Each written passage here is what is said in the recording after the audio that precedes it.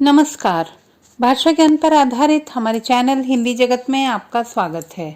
हमारा आज का वीडियो कक्षा 10वीं हिंदी कोर्स ए की पाठ्य पुस्तक क्षितिज भाग 2 के पद्य खंड में संकलित जयशंकर प्रसाद जी द्वारा रचित कविता आत्मकथ्य पर आधारित है। इस वीडियो में हम कविता का सार, पाठ्य पुस्तक के प्रश्न उत्तर तथा अन्य महत्वपूर्ण प्रश्न उत्तरों की चर्चा करेंगे। तो आइए प्रारंभ करते हैं कविता के सार से। जयशंकर प्रसाद जी के अनुसार प्रेमचंद के संपादन में हंस पत्रिका का एक आत्मकथा विशेषांक निकलना तय हुआ था। तब उनके मित्रों ने भी उनसे आत्मकथा लिखने का आग्रह किया, परंतु प्रसाद जी सहमत न थे। इसी असहमति के तर्क से पैदा हुई कविता है आत्मकथ्य।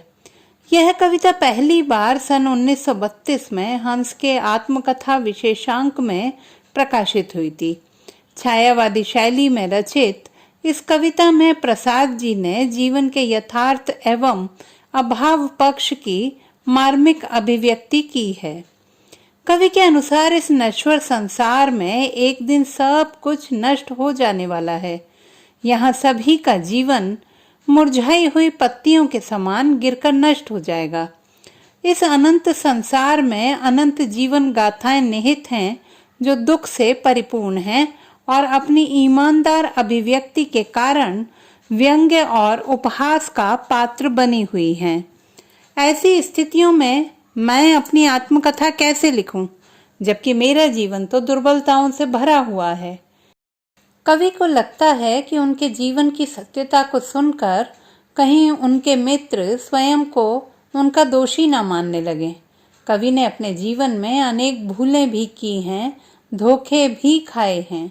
यदि वह अपनी आत्मकथा में उनका उल्लेख करेंगे तो उपहास का पात्र बन जाएंगे। कवि अपने निजी जीवन की अनुभूतियों, प्रेम के नितांत निजी क्षणों को किसी के साथ बांटना नहीं चाहते। उनके अनुसार उनके प्रिय की मधुर स्मृतियां ही उनके थके हुए जीवन का सहारा हैं। उनका मानना है कि मेरे जीवन में ऐसा कुछ भी विशिष्ट अथवा उल्लेखनीय नहीं है जिसका मैं अपनी आत्मकथा में वर्णन करूं। मेरी सभी व्यथाएं मौन हैं। आत्मकथा लेखन के प्रयास में वे जागृत हो उठेंगी। अतः अभी आत्मकथा लेखन हेतु उचित समय नहीं है। आइए अब एक नजर डालते हैं पाठ्यपुस्तक के प्रश्नोत्तर पर। प्रश्न 1, कवि आत्मकथा लिखने से क्यों बचना चाहता है? उत्तर, कवि स्वयं को आत्मकथा लिखने के योग्य नहीं समझते। उनका मानना है कि उनका जीवन बहुत ही सामान्य एवं अनेक कमजोरियों से भरा हुआ है। वे अपने जीवन के व्यक्तिगत अनुभवों को किसी से बांटना नहीं चाहते। उनका अतीत अत्यधिक निराशाजनक है और उनकी निराशाजनक बातों को सुनकर लोगों को दुख ही पहुंचेगा। अपने जीवन की दुर्बलताएं प्रकट करने पर उसे उपहास का पात्र बनना पड़ेगा। अतः लेखक अपनी आत्मकथा लिखने से बचना चाहते हैं। प्रश्न 2, आत्मकथा सुनाने के संदर्भ में अभी समय भी नहीं, कवि ऐसा क्यों कहता है? उत्तर, समाज प्रायः महान व्यक्तियों से यह अपेक्षा रखता है कि वह अपनी आत्मकथा लिखें ताकि अन्य लोगों को उनके जीवन से प्रेरणा प्राप्त हो सके। कवि स्वयं को आत्मकथा लिखने के योग्य नहीं मानते। उनके अनुसार उन्होंने जीवन में कोई महान उपलब्धि अर्जित नहीं की है जिसका वर्णन वह अपनी आत्मकथा में कर सकें। उनका जीवन दुख और अभावों से भरा पड़ा है। आत्मकथा लेखन के प्रयास में स्मृतियों को कुरेदने से उनकी व्यथा ही जागृत हो जाएगी। इसीलिए अभी समय भी नहीं कहकर वह आत्मकथा लेखन से बचना चाहते हैं। प्रश्न 3, स्मृति को पाथेय बनाने से कवि का क्या आशय है? उत्तर, पाथेय शब्द का अर्थ है संबल या सहारा।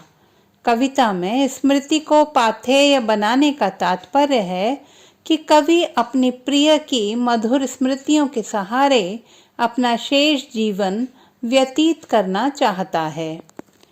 प्रश्न 4, भाव स्पष्ट कीजिए।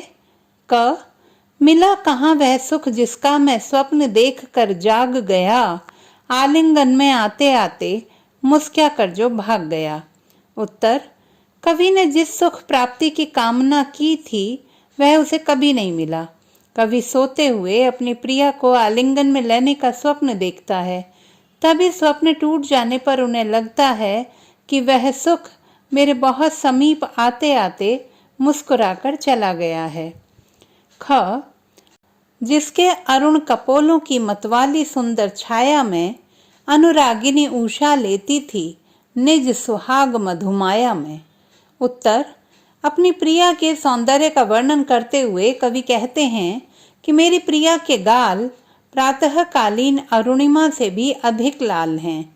उन्हें लगता है कि प्रेममयी उषा ने मानो अपने सुहाग रूपी प्रातः की लालिमा उनकी प्रिया से ही ली है।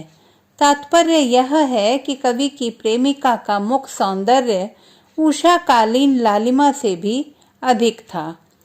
प्रश्न 5, उज्जवल गाथा कैसे गाऊं मधुर चांदनी रातों की कथन के माध्यम से कवि क्या कहना चाहता है।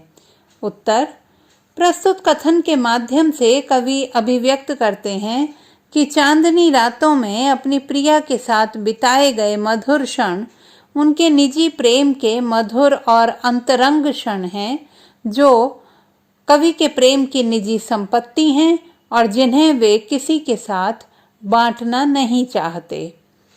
प्रश्न 6, आत्मकथ्य कविता की काव्य भाषा की विशेषताएं उदाहरण सहित लिखिए।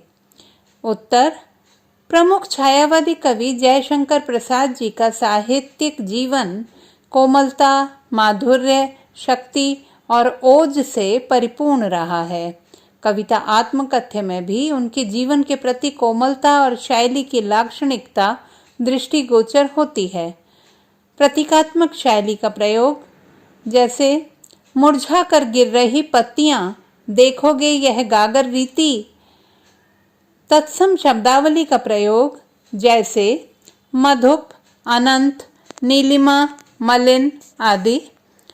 मानवीकरण अलंकार का सजीव चित्रण, जैसे थकी सोई है मेरी मौन व्यथा, अरी सरलते तेरी हंसी उड़ाऊं मैं, उज्जवल गाथा कैसे गाऊं मधुर चांदनी रातों की। संस्कृत निष्ठ खड़ी बोली का प्रयोग, जैसे अरुण, कपोल, अनुरागिनी, स्मृति, मलिन आदि। रूपक अलंकार का प्रयोग, जैसे गागर रीति, स्मृति पाथेय आदि। बिंबों का प्रयोग, जैसे मधुप गुनगुना कर कह जाता, आलिंगन में आते आते मुस्किया कर जो भाग गया आदि। प्रश्न 7, कवि ने भी सुख का स्वप्न देखा था, उसे कविता में किस रूप में अभिव्यक्त किया है। उत्तर, कवि ने अपनी प्रेमिका के साथ संयोग श्रृंगार का मधुर और सजीव स्वप्न देखा था, परंतु प्रिय को पाने का वह सपना अधूरा ही रह गया। अपनी इस पीड़ा की अभिव्यक्ति उन्होंने निम्नलिखित पंक्तियों में की है। मिला कहाँ वह सुख जिसका मैं स्वप्न देख कर जाग गया, आलिंगन में आते आते मुस्किया कर जो भाग गया। आइए अब देखते हैं रचना और अभिव्यक्ति पर आधारित प्रश्न। प्रश्न 8, इस कविता के माध्यम से प्रसाद जी के व्यक्तित्व की जो झलक मिलती है उसे अपने शब्दों में लिखिए। उत्तर, बहुमुखी प्रतिभा के धनी छायावादी कवि जयशंकर प्रसाद जी असाधारण व्यक्तित्व के स्वामी हैं। उनका काव्य सरलता, सूक्ष्मता, रसिकता, विनम्रता और मर्यादा का परिचायक है। जैसे छोटे से जीवन की कैसे बड़ी कथाएं आज कहूँ, क्या यह अच्छा नहीं कि औरों की सुनता मैं मौन रहूं। कवि अपने मित्रों द्वारा उनके साथ किए गए धोखे, छल कपट को भी सबके समक्ष उजागर नहीं करना चाहते। प्रस्तुत कविता में यथार्थवादिता की झलक के साथ उनकी विनम्रता उन्हें एक महान कवि के रूप में स्थापित करती है। प्रश्न 9, आप किन व्यक्तियों की आत्मकथा पढ़ना चाहेंगे और क्यों? उत्तर, हम समाज में प्रतिष्ठित महान और कर्मठ लोगों की आत्मकथा पढ़ना चाहेंगे, क्योंकि उसे पढ़कर हमें सफलता के सूत्र सीखने का अवसर प्राप्त होता है और जीवन में आगे बढ़ने की प्रेरणा मिलती है। आत्मकथा लेखन में व्यक्ति अपने जीवन में की गई गलतियों और असफलताओं के कारणों का भी उल्लेख करता है, जिन्हें जानकर और समझकर हम उन गलतियों को करने से बच सकते हैं। अब बात करते हैं कुछ अन्य महत्वपूर्ण प्रश्नोत्तरों की। प्रश्न 1, अपने को समझो मेरा रस ले अपने भरने वाले पंक्ति का आशय कविता के आधार पर स्पष्ट करें। उत्तर, उपर्युक्त पंक्ति का आशय है कि कवि अपने मित्रों को संबोधित करते हुए कहता है कि मेरे जीवन की निराशा और रिक्तता को देखकर यह न समझ लेना कि तुम ही उस निराशा का कारण हो। तात्पर्य यह है कि कवि नहीं चाहते कि उनके मित्र स्वयं को उनकी व्यथा का कारण अथवा दोषी माने। प्रश्न 2, मधुप का गुनगुनाना और घनी पत्तियों का मुरझाना किसका प्रतीक है?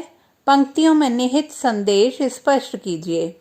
उत्तर, मधुप का गुनगुनाना जहां मन की बात को प्रकट करने का प्रतीक है, वहीं घनी पत्तियों का मुरझाना जीवन की नश्वरता को प्रकट करता है।